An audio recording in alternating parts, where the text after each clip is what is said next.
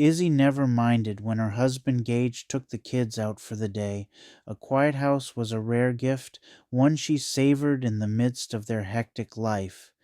The kids had barely piled into the van when the house felt too quiet. Izzy shrugged it off and got to work on the endless pile of laundry, folding socks and t-shirts in the living room.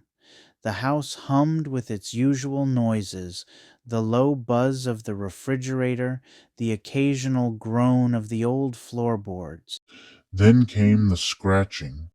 At first it was faint, like the scrape of a tree branch against glass. Izzy paused, her hands stilling over a pair of jeans. The sound came again.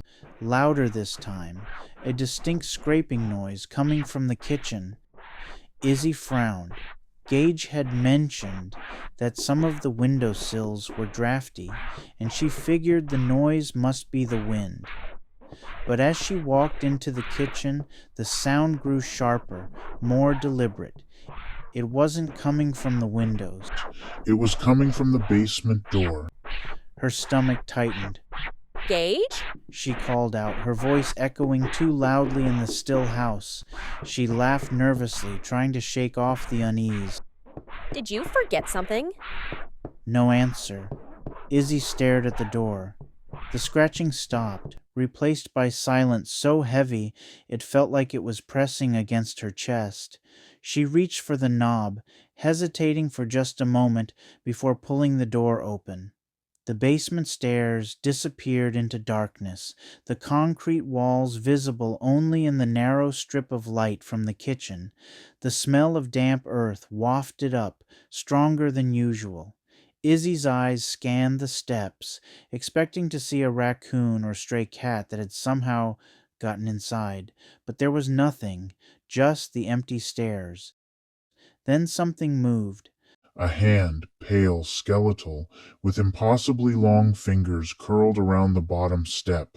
Its nails scraped against the wood as it pulled itself into view. Another hand followed, and another, until three of them gripped the stairs like grotesque spiders.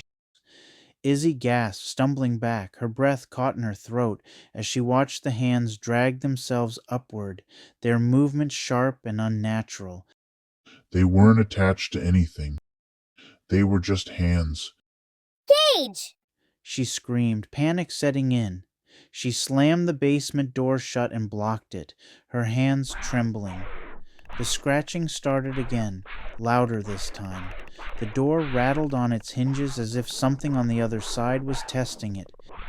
Izzy backed away, her heart pounding so hard it hurt. And then the door burst open. The hands poured out like a flood, skittering across the floor in a horrifying wave. Izzy screamed, running for the front door. She fumbled with the lock, her fingers shaking, but before she could open it, one of the hands latched onto her ankle. Its icy grip sent a jolt of terror through her. Let go!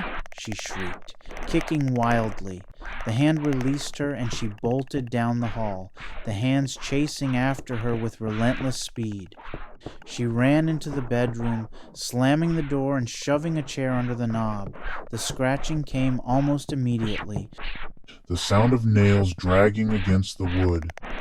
It was everywhere now, coming from the walls, the floor, even the ceiling. Izzy backed away, her eyes darting wildly. When the door shattered, splintering inward, a hand shot through the gap, grabbing her wrist. She screamed, but before she could fight back, another hand slammed over her mouth, its fingers pressing hard enough to stifle her cries. The hands swarmed her, dragging her down the hall back toward the basement.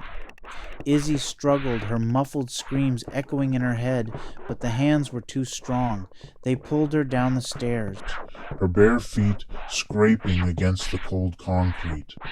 At the bottom, she saw it, a hole in the center of the basement floor. It hadn't been there before. The edges of the hole were jagged, as if it had been torn open, and the darkness within seemed to writhe, as though alive. No! She sobbed, the hand still clamped over her mouth.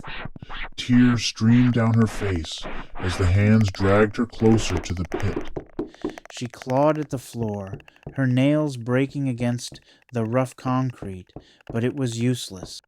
The hands pulled her into the hole, the darkness swallowing her whole. The room fell silent. When Gage returned home with the kids, the house was eerily quiet. Izzy's folded laundry sat neatly on the couch, and the dinner she'd planned to make was untouched. Gage searched for her, growing more frantic with every passing minute. When he reached the basement, he noticed something strange.